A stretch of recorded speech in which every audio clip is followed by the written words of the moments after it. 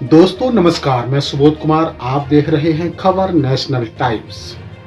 अब चंद्रशेखर आजाद, रावण और अखिलेश आमने सामने आ गए हैं। अखिलेश यादव की तारीफ करते न थकने वाले चंद्रशेखर आजाद रावण के गठबंधन के दरवाजे पूर्ण रूप से बंद कर दिए गए हैं अखिलेश यादव के द्वारा।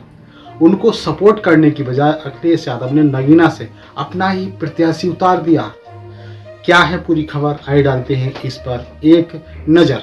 सपा ने नगीना से पूर्व अपर जिला जज मनोज कुमार को उतारकर आजाद समाज पार्टी के अध्यक्ष चंद्रशेखर आजाद के लिए गठबंधन के दरवाजे बंद कर दिए हैं। चंद्रशेखर नगीना से लोकसभा चुनाव लड़ने की घोषणा कर चुके हैं। सपा की चौथी सूची में 5 दलित और एक जाट प्रत्याशी है। बिजनौर से प्रत्याशी बनाए गए यशवीर सिंह पेशे से इंजीनियर हैं। वह 2009 में सपा के टिकट पर नगीना से सांसद रह चुके हैं। 2019 के चुनाव के दौरान वह कुछ समय के लिए भाजपा में भी गए थे, हालांकि बाद में सपा में लौट आए।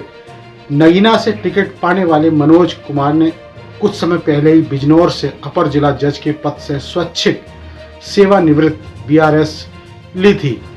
मेरठ से प्रत्याशी बनाए गए भानु प्रताप सिंह सुप्रीम कोर्ट के वकील हैं और ईवीएम के खिलाफ लड़ाई लड़ रहे हैं।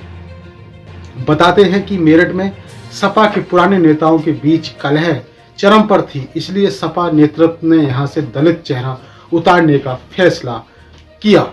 अलीगढ़ से प्रत्याशी विजेंद्र सिंह 2009 में कांग्रेस के टिकट पर जीते थे। वह जाट समाज से हैं।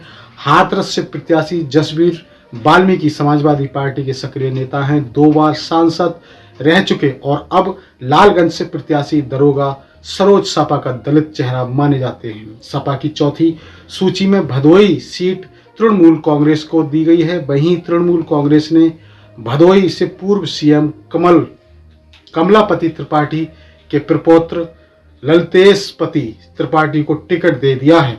ललतेश काफी पहले कांग्रेस छोड़कर तृणमूल कांग्रेस में शामिल हो चुके हैं। वह मिर्जापुर मड़िहान सीट से वर्ष 2012 का विधानसभा चुनाव भी जीत चुके हैं। और अब इसको लेकर तमाम तरह की चर्चा चल रही हैं। लोग ट्वीट भी कर रहे हैं और चंद्रशेखर पर भी ताना बाना बुन रहे हैं, उन्हें ताने भी दे रहे हैं। सबसे पहले जो ट्वीट किया गया है वह दीपक बाबू के द्वारा किया गया है। उन्होंने अपने ट्वीट में लिखा है कि बेचारा चंद्रशेखर आजाद, विधानसभा 2022 में भी अखिलेश यादव जी की गोदी में बैठकर सीट न मिलने को लेकर मीडिया में रोना पड़ा और अब दोबारा 2024 में सपा से नगीना लोकसभा लड़ने के लिए अखिलेश यादव जी के पीछे लगना पड़ा। लेकिन अखिलेश यादव जी ने दोबारा भी तन गोपाल दिखा दिया। और इसी के साथ अगला ट्वीट कर रही हैं सुनीता। ये भी चंद्रशेखर पर टिप्पणी कर रही हैं। ये अपने ट्वीट में लिख रही हैं कि नगीना से सपा के उम्मीदवार होंगे मनोज कुमार। भीम आर्मी चीफ भाई, इसलिए कहते हैं अपनों के खिलाफ नहीं जाना चाहिए। दूसरों के महलों से अपनी झोपड़ी अच्छी होती है, निकाले जाने का डर नहीं होता और मान सम्मान भी बना रहता है। तमाम ट्वीट इसको लेकर किए गए हैं। लोग अपनी प्रतिक्रिया दे रहे हैं और इसी को लेकर अगला ट्वीट कर रहे हैं जीतू रजौरिया। ये ट्वीट में लिख रहे हैं कि अखिलेश यादव कांग्रेस के लिए यूपी में 17 सीटें और ममता बनर्जी की पार्टी टीएमसी के लिए एक सीट गठबंधन में छोड़ रहा है। लेकिन पिछले 4 सालों से अखिलेश की चमचागिरी करने पर और टीवी पर आंसू बहाने पर भी चंद्रशेखर के लिए नगीना वाली एक सीट भी नहीं छोड़ी गई। इतनी बेइज्जती कौन करता है?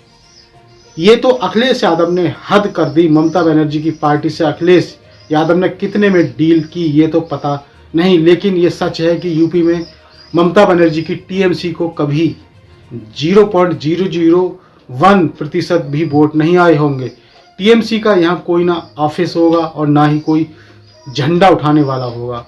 असलियत में ये है कि यूपी में कांग्रेस के पास सिर्फ 4 या 5 सीटों पर थोड़ा बहुत वोट बचा है और तृणमूल कांग्रेस का तो कुछ है ही नहीं।